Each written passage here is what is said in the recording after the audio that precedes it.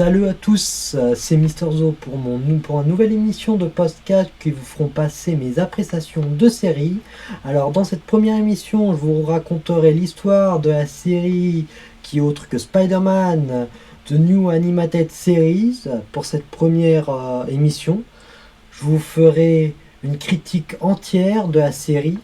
Je critiquerai du premier au cinquième épisode et pour la suite, il faudra attendre mercredi prochain, 14 heures.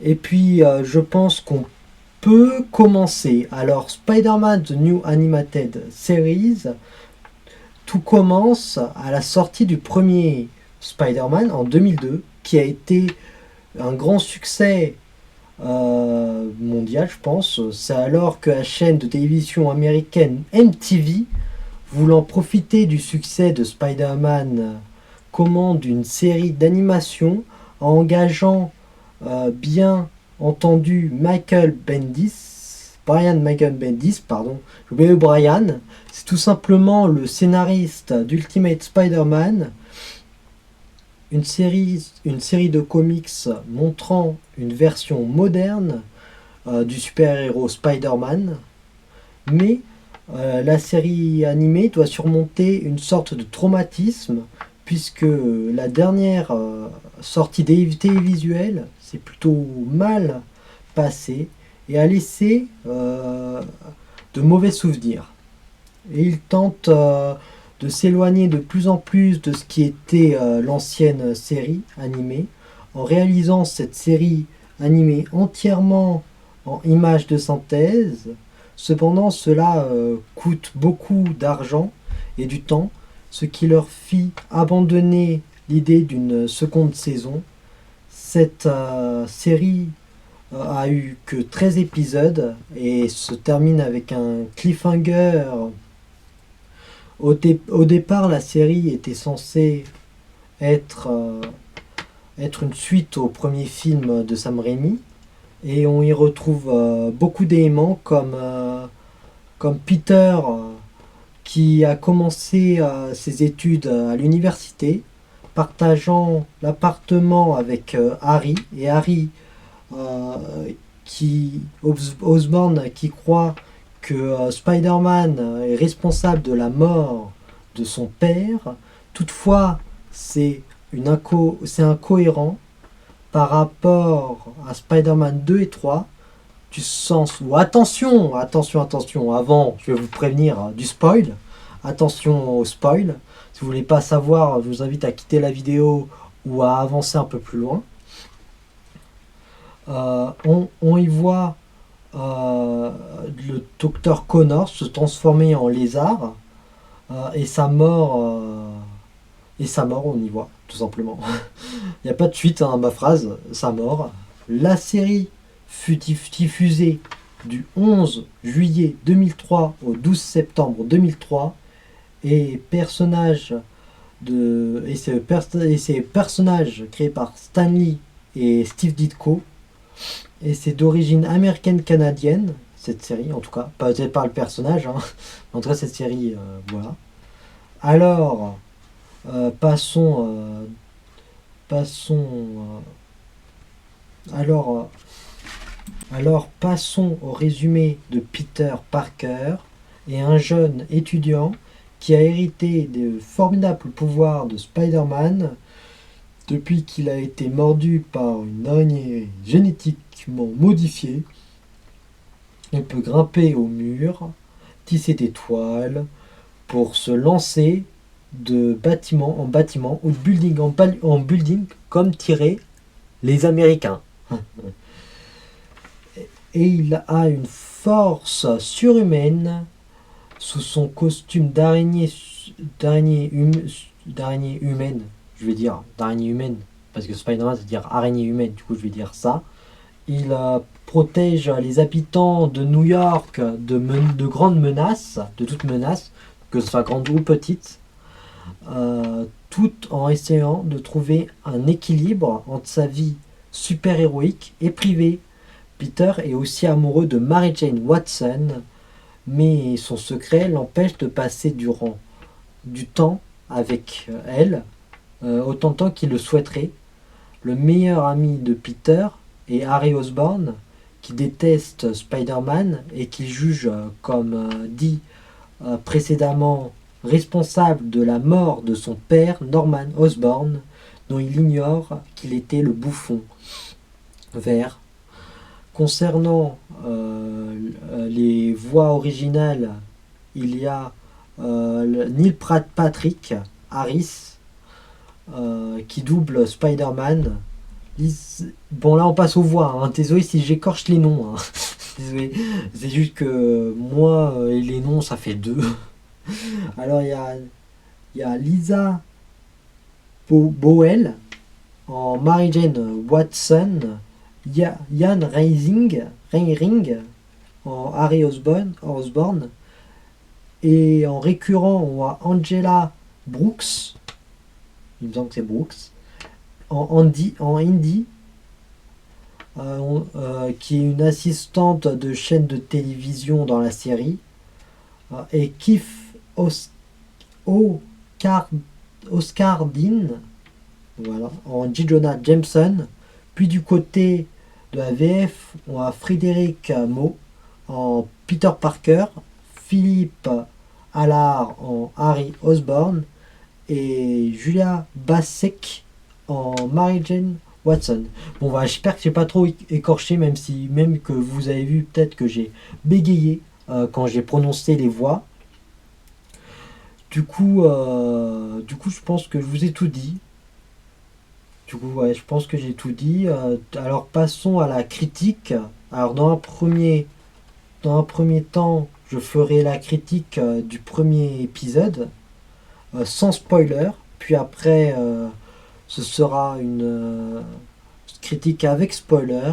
Et ainsi de suite. Du coup, on commence par le résumé du premier épisode. Suite à un bizutage, l'étudiant Max Dillon est victime d'un accident qui le transforme en créature électrique. Il utilise ses nouveaux pouvoirs pour se venger de ceux qui l'ont humilié. Alors, visuellement, je trouve que personnellement que c'est déjà très beau pour une série sortie durant ces années-là. Je trouve que qu'il y a quand même l'idée de visuellement et l'image de synthèse, c'est vraiment formidable pour une série sortie en 2003. Je vous rappelle que je suis né en 2005, c'était 2 ans avant ma naissance, et je trouve qu'ils ont quand même fait du progrès niveau animation pour cette série. Euh, alors, le premier épisode, je trouvais que le méchant, il était bien. Je vous le dis tout de suite, je trouve que c'était le meilleur Electro qu'on a pu voir. Voilà. C'est le meilleur. Laissons tomber The Amazing Spider-Man. Ce premier épisode, c'est le meilleur. C'est le meilleur Electro. Voilà. Je dis terme, mais bon, voilà. C'était le meilleur. Puis après, je trouve, j'ai rien à redire. Je dois partir sur spoiler. Là, on va passer à la partie avec spoiler. Alors, n'hésitez pas à avancer un petit peu si vous voulez. Voilà. La partie avec spoiler, du coup, je trouvais que quand même le premier épisode, il était triste. Enfin, même tous les épisodes, même en règle générale, dans cette série animée, je l'ai trouvé triste. Parce que c'est assez sombre, il y a des personnages qui meurent, comme Electro, il meurt à la fin. Enfin, je crois qu'il meurt. Il me semblait qu'il mourait, parce que j'ai regardé la série la dernière fois en juillet, pendant les vacances. Et d'ailleurs, je rédige mes critiques sur le site Sans Critique, si vous voulez voir la critique entière. Mais bon, on ne peut pas critiquer par épisode, alors c'est pour ça que je fais une série de vidéos de podcast où je critique par épisode. Puis voilà. Je trouvais très triste la mort d'Electro. Je pense qu'il meurt. En tout cas, il disparaît. C'est pas clair, la fin. C'est pas clair. Et je me sentais vraiment triste. Enfin, ça me faisait de la peine, je trouvais, quand il se faisait bisuter, harceler, comme vous voulez l'appeler. Parce que moi, j'ai déjà été victime de harcèlement en troisième. Puis ça m'a vraiment touché cet épisode. Je peux pas dire autrement. Puis voilà. C'est à peu près tout ce que j'avais envie de dire. Alors je reprends ma fiche, parce que ouais, j'ai une fiche. C'est pour ça que des fois vous sentez que je lis un petit peu, c'est parce que c'est pour pas me tromper. Parce que par exemple, l'histoire, je la connaissais pas il y a à peine une journée avant de tourner la vidéo. J'ai fait mes recherches et tout. Du coup, maintenant j'ai tout noté, tout ce que je savais sur l'épisode, tout ce que je me souvenais, avant que j'oublie, parce que moi et ma mémoire de poisson, ça en fait deux. Alors, où j'en étais, du coup? Du coup, il faut que je retrouve. Il faut que je retrouve Il faut que je retrouve le deuxième épisode. Ah voilà. Passons au deuxième épisode du coup, hein. Pour résumer, Mary Jane Watson décroche un rôle dans le rôle de théâtre de Richard Damien, qui veut ajouter Spider-Man à sa collection d'animaux rares, mais la guerrière qu'il engage tient à un duel à mort. Je trouve que la plupart des personnages sont en manque, comment dire, en manque de développement, en manque de développement. Je m'attendais pas parce que c'est vrai qu'il y a des personnages où on voit qu'un épisode et que je trouve qu'ils auraient pu mieux développer dans les prochains épisodes. Mais bon, après, comme je l'ai dit précédemment, ça prend du temps. Alors forcément, c'est vrai que j'aurais aimé une seconde saison, mais bon, je peux comprendre. Même moi, des fois, faire des vidéos, des fois, j'ai pas envie de faire des vidéos. Du coup, je me force pas. Là, j'ai décidé de faire ce podcast parce que j'avais envie de le faire, de faire envie, de vous faire sortir un podcast par semaine. Voilà. Euh, du coup, voilà, je peux comprendre le manque de développement des personnages, qu'on n'en prenne pas trop sur les personnages. Je peux comprendre. Euh, et d'ailleurs, la guerrière qui se bat contre Spider-Man, on la voit. Enfin, je la vois pas dans les comics. Enfin, je l'ai jamais vue dans les comics. Alors, dites-le moi en commentaire si elle apparaît dans les comics. Parce que c'est vrai que j'ai quelques comics Spider-Man, mais j'ai. Du coup, je sais pas si elle apparaît ou pas. Parce que j'ai pas non plus beaucoup de comics Spider-Man. Mais ça risque de changer. J'ai décidé de me faire beaucoup de Spider-Man. euh, pour en apprendre un peu plus. Parce que voir juste les films et les séries, ça sera pas assez pour ma culture de super-héros, hein, si vous voyez ce que je veux dire. Puis voilà. Je pense que j'en ai fini pour. J'ai oublié de faire la partie avec spoiler, mais bon. La partie avec spoiler, je vais pas la faire pour le deuxième épisode parce qu'il n'y a pas grand chose à dire. Ouais, il n'y a pas grand chose. Alors, il n'y aura pas de partie avec spoiler pour cet épisode exceptionnellement. Voilà. Euh, Du coup, passons au troisième épisode, nommé en anglais The Law of the Jungle. Du coup, le résumé de l'épisode, c'est Dr. Connors qui s'injecte un sérum qui le transforme en lézard géant et cherche alors à se venger d'Oscorp. Ils lui ont causé du tort et Harry qui trie les affaires de son père, enfin c'est pas ses affaires, c'est les affaires de son père. Euh, du coup je pense que j'ai rien d'autre à ajouter sur un résumé.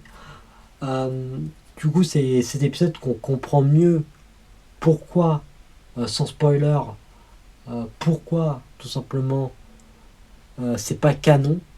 C'est même ça qui m'a mis la puce à l'oreille. Je me suis dit mais non c'est pas canon. C'est pas canon au Spider-Man de Sam Raimi ça. Non, non, non. C'est en tout cas le 2 et le 3. Le Spider-Man 2 et 3. Mais bon, après, comme c'est sorti avant Spider-Man 2 et Spider-Man 3, ils avaient peut-être pas eu à l'époque l'idée de réaliser un deuxième film. Du coup, voilà, c'était un peu.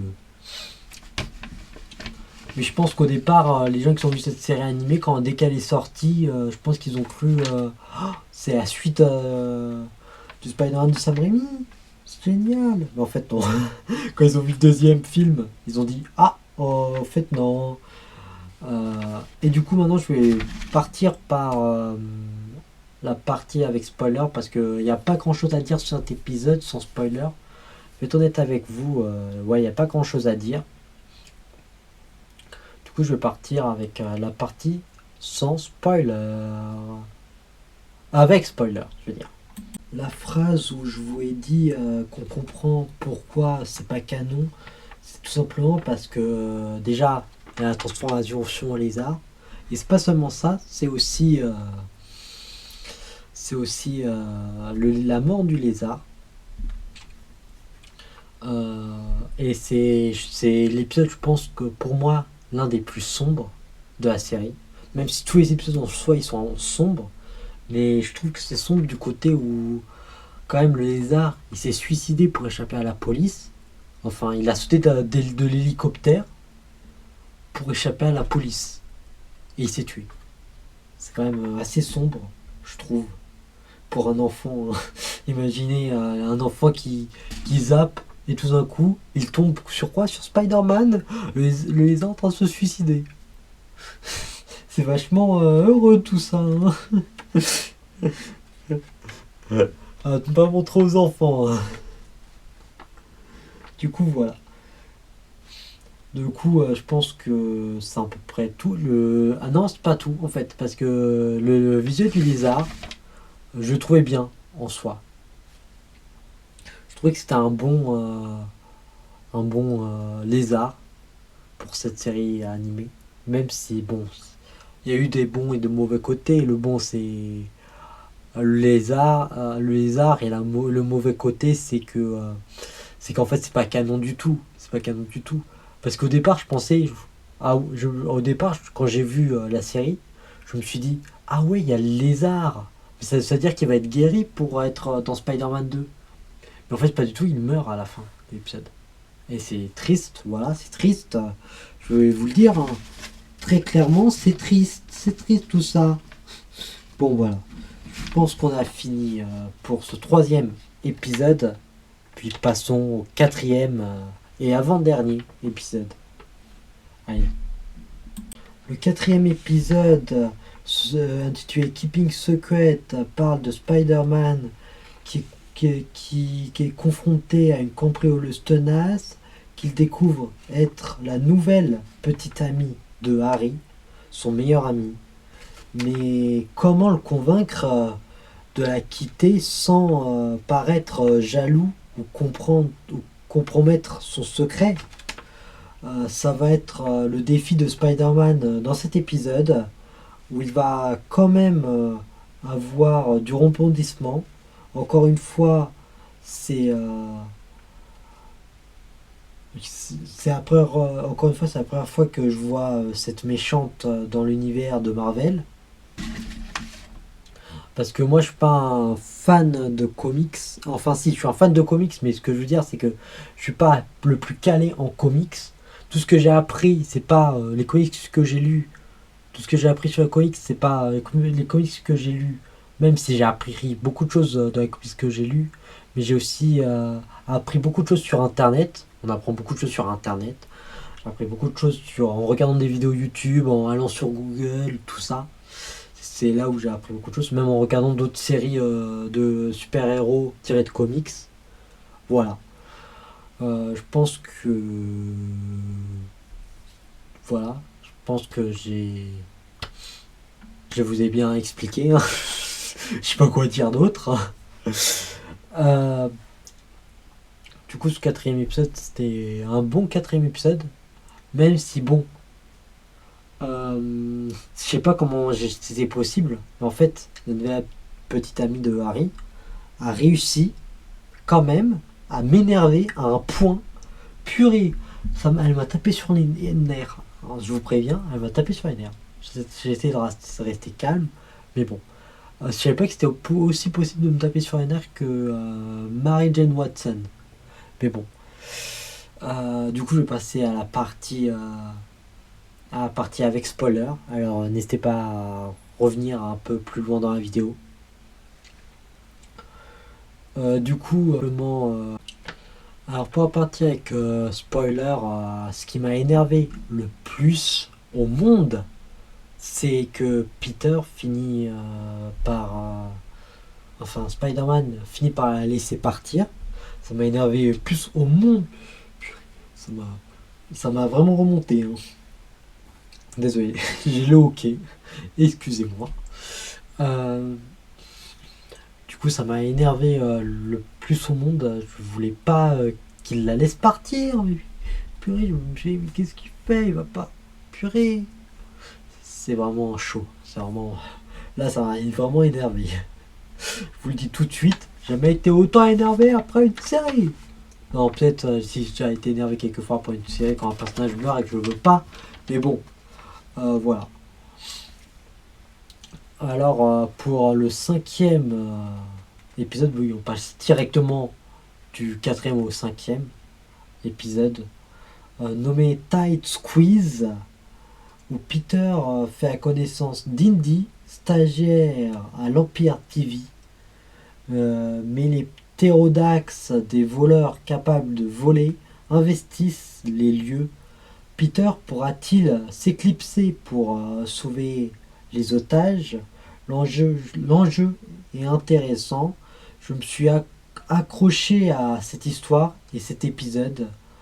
Euh, Maintenant, je vais vous en dire plus avec la partie avec spoiler. Parce que c'est vrai que j'ai jamais fait de critique sans spoiler. Enfin, j'ai du mal à faire des critiques en vidéo sans spoiler. Du coup, ça fait que mes critiques sans spoiler sont assez courtes. Moi, à chaque fois, j'ai pas l'habitude de rentrer tout de suite vers le vif du sujet. Bon, je fais attention quand je suis avec mes amis, tout ça, mais bon, voilà. Euh, Quand je suis en vidéo, je sais pas pourquoi j'ai tout de suite envie de raconter avec spoiler. Voilà. Alors, je m'excuse encore une fois. Du coup, j'étais vachement content. Vous allez dire que je suis un peu que, euh, que je suis un peu méchant parce que j'étais tellement content que Peter embrasse. Non, enfin, c'est plutôt Indy qui embrasse Peter. Enfin, c'est Peter. Non, ouais, je crois que c'est Indy qui embrasse Peter devant Mary Jane. Parce que là, Mary Jane, elle me tapait sur les nerfs. Du coup, ça fait que j'étais content, mais vous allez dire que je suis méchant. Mais en même temps, Indy, je l'aime. Indy. Enfin, pas du sens je suis amoureux. Non, je l'aime du sens elle est bien pour Peter, quoi. C'est pas comme Mary Jane, j'ai l'impression qu'elle profite un peu. C'est dans les films, dans la série, j'ai l'impression qu'elle est un peu profiteuse. Parce que quand même, elle est revenue avec Spider-Man parce que, tout simplement, elle est amoureuse de Spider-Man, quoi. Enfin, elle est revenue avec Peter parce qu'il est Spider-Man. Si t'es pas Spider-Man, je pense pas qu'elle serait revenue. En tout cas, ce serait intéressant de voir votre point de vue dans les commentaires, encore une fois. Puis voilà. Du coup, c'est tout. Si vous voulez voir cette série, elle est dispo sur Apple TV et Microsoft Movies et TV. Euh, Globalement, la série est bonne et intéressante. Puis voilà. Va se retrouver pour une prochaine émission de mon podcast. J'espère que quand même, c'est le premier podcast. Alors s'il vous plaît, soyez indulgents. Mettez de vos critiques constructives. Soyez gentils, tout ça. Je vous dis pas... enfin, je vous dis... voilà, soyez gentils, quoi. Du coup, c'est mon premier podcast. Alors, c'est pour ça que j'ai eu un peu de mal. J'ai beaucoup bégayé. Je m'en excuse. J'essaie de faire mieux pour les prochaines vidéos, pour les prochains épisodes. J'espère que vous allez bien. Enfin, que vous allez aller bien en regardant cette vidéo. En écoutant cette vidéo, parce que c'est un podcast. Vous pouvez faire ce que vous voulez en l'écoutant. Puis on se va se dire à la prochaine pour notre prochaine vidéo. Enfin, pour le prochain podcast, sûrement. Puis voilà. À la prochaine pour d'autres vidéos. Allez, ciao!